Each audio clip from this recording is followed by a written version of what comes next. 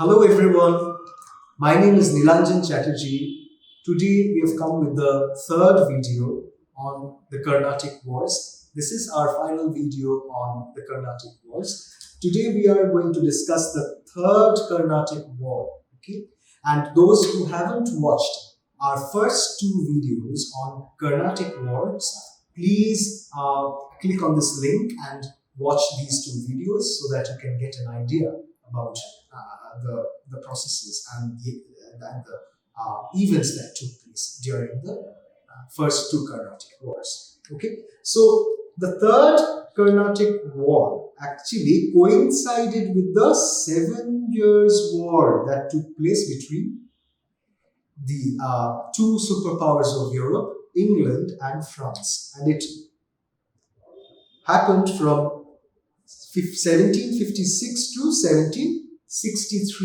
Okay, and the 7 Years' War took place between Britain and France, and a global conflict, okay, that had profound implications for the subcontinent. As we know that the Second Carnatic War was already inconclusive, and the Britishers were looking forward to creating a strong base of economic superiority in the colonial areas, I mean in their colonies. And on the other hand, the French also were trying to cope with the British expansionism, okay, and they were also trying to grasp more and more territories in the subcontinent. Okay, so in the Carnatic region, the French, particularly led by General Thomas Lally, okay, sought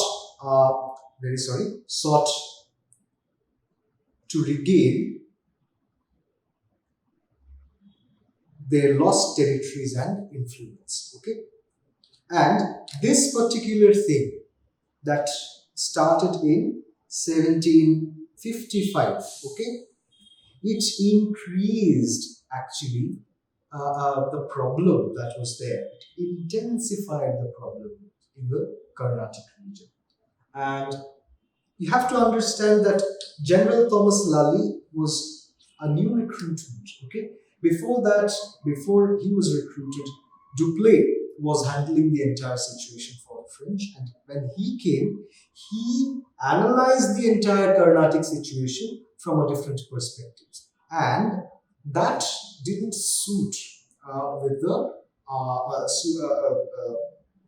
aggressive attitude with of the British. Okay, and what happened? One of the important events that took place was the Battle of Wandiwash. Okay, the Battle of Wandiwash that took place, or the Battle of Wandiwash that took place in 1760. Okay, and in the Battle of Wandiwash, General Thomas Lally was defeated by the Britishers. Okay, and once he was defeated, okay, General Thomas Lally wanted to capture the Pondicherry region. Okay, and there also the Britishers resisted him. Okay, and that is how Pondicherry, which happened to be a French occupied area, that also went out of the hands of the French East India Company, and the Britishers captured Pondicherry after their victory at Wandiwash. And the Battle of Wandiwash is also known as the Battle of Wandiwash.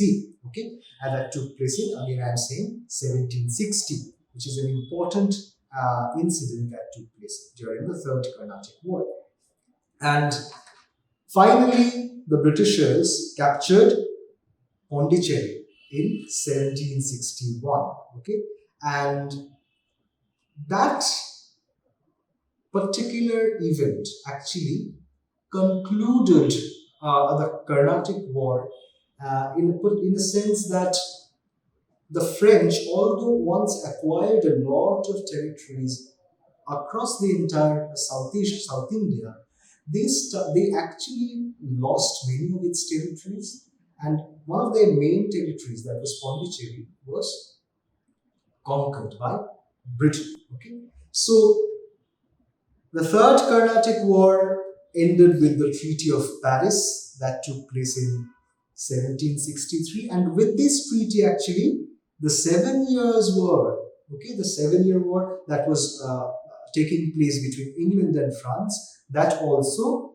came to an end. Okay, and the Treaty of Paris marked the beginning of British hegemony in India as France relegated to a minor colonial presence as they were allowed to enjoy power over Pondicherry, Mahe,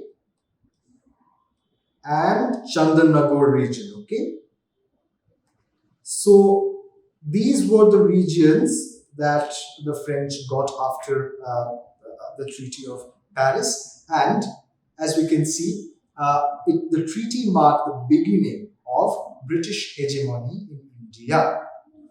Okay, so as a result of this third battle, what happened?